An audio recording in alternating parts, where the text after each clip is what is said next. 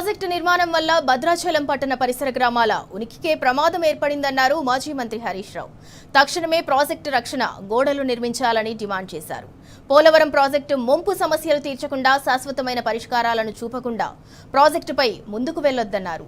ఈ మేరకు భద్రాచలంలో పర్యటిస్తోన్న పోలవరం ప్రాజెక్టు అథారిటీకి హరీష్ రావు లేఖ రాశారు.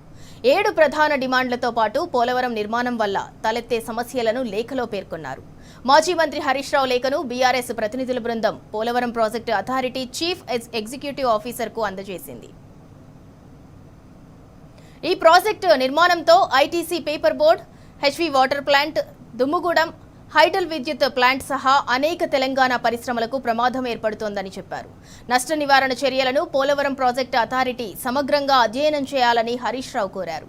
పోలవరం ఎత్తు, భద్రాచలం దగ్గర వాటర్ లెవెల్స్, గడిచిన 10 ఏళ్లలో వరదల వివరాలను లేఖలో పేర్కొన్న హరీష్ రావు శాశ్వతంగా ముంపునకు గురయ్యే ప్రాంతాల్లో పరిహార పునరావాస చర్యలు చేపట్టాలని డిమాండ్ చేశారు.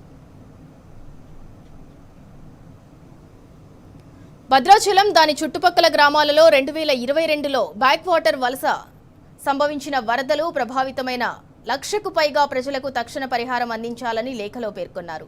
బ్యాక్ వాటర్ ప్రభావం వల్ల నీట మునిగిన ఇల్లు దెబ్బతిన్న సుమారు 2,000 కుటుంబాలకు పరిహారం, పునరావాసం కల్పించాలన్నారు. శుద్ధి చేసిన వర్షపు నీటిని గోదావరి నదిలోకి పంపేందుకు పంపింగ్ స్టేషన్లు, ట్రీట్మెంట్ ప్లాంట్లను తక్షణమే నిర్మించాలి. భద్రాచలం టౌన్ రక్షణ కోసం 5 కిలోమీటర్ల పొడవున వరద కట్టలను తక్షణమే నిర్మించాలి. ఇక ప్రస్తుతం ఉన్న వరద రక్షణ కట్టల ఎత్తు పెంచి బలోపేతం చేయాలని చెప్పారు.